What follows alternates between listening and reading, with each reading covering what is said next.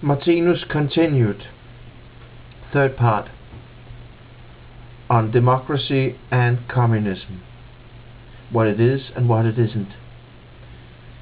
It was during this period or epoch that colossal scientific, technical and chemical progress was made, which has to stagnate at present because of harsh nationalization, politics and exaggerated patriotism.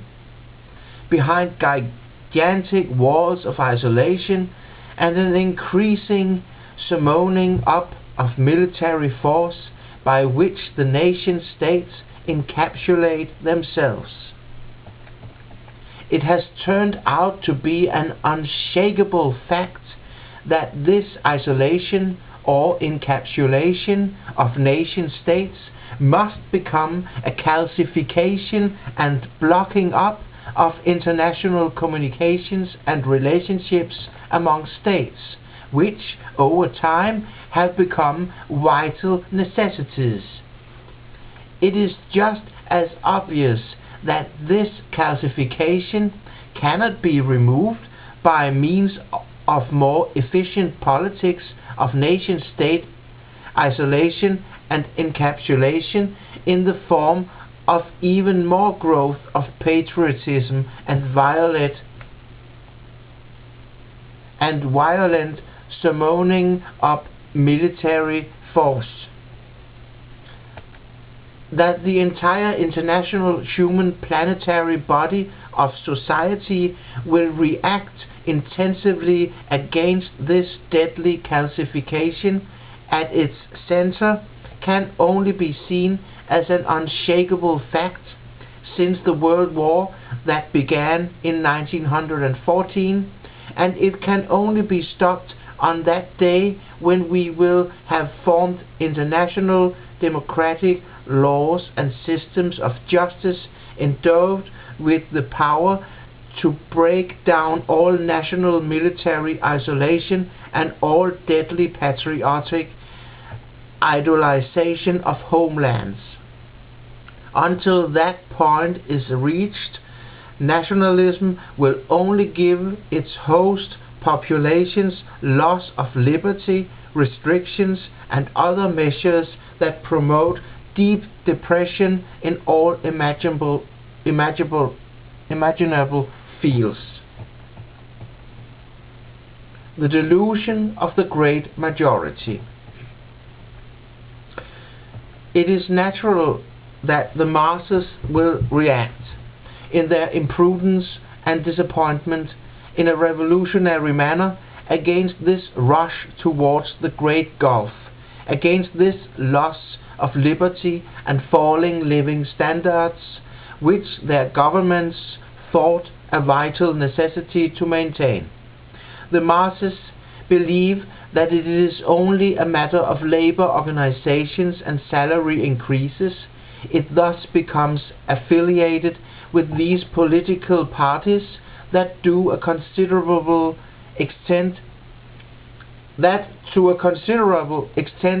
have persecuted private initiatives and enterprises in favor of the state taking over all production.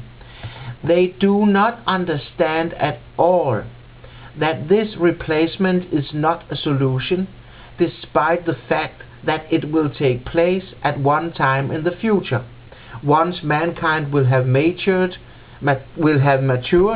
in a fundamental manner.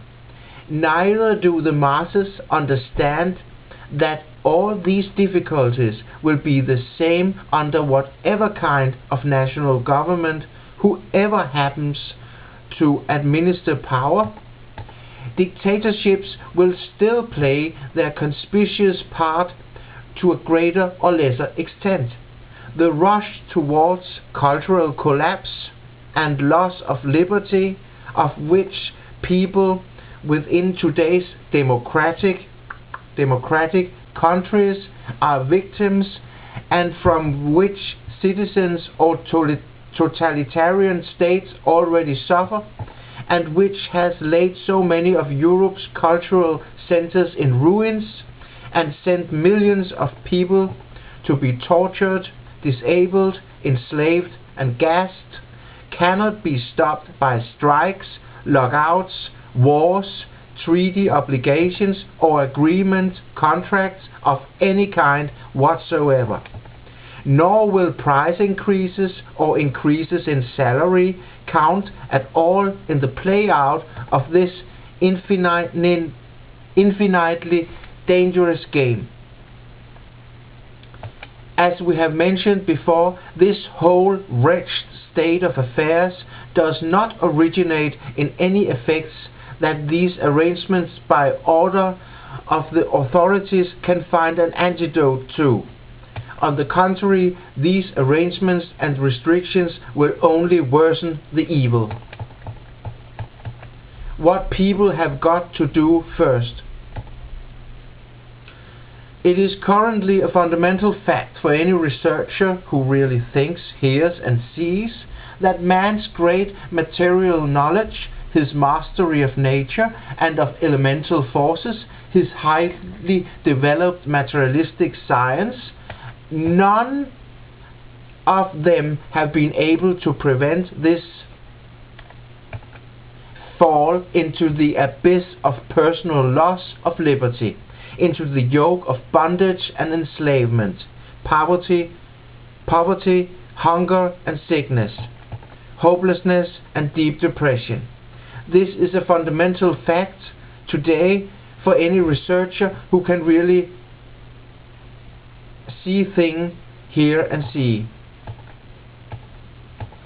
Nevertheless, what can people do before it's too late?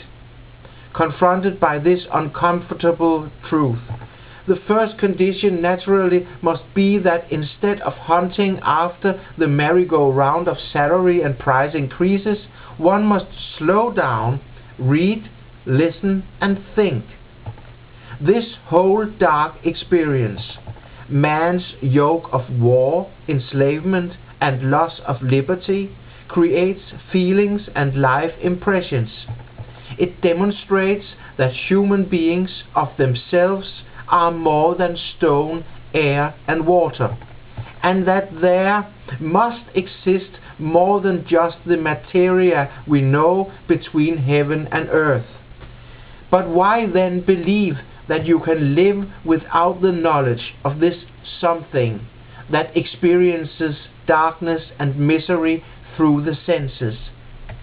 If this wretched state of being and mankind's mental crisis are facts, then it is also a fact that there is something that experiences these crises, something that cries, is sick or sad and unhappy because of his or her dark destiny.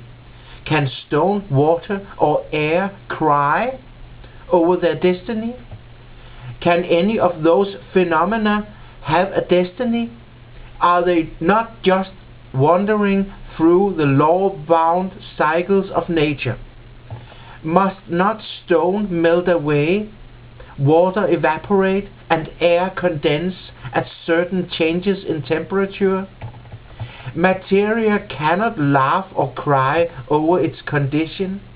Must not one believe it is time that we began learning to understand that the ability to sense suffering and happiness is in itself a revelation of something that stands over materia, and for which materia just exists as a medium or material that experiences life? And must one not believe that this something can just as well use this materia as the base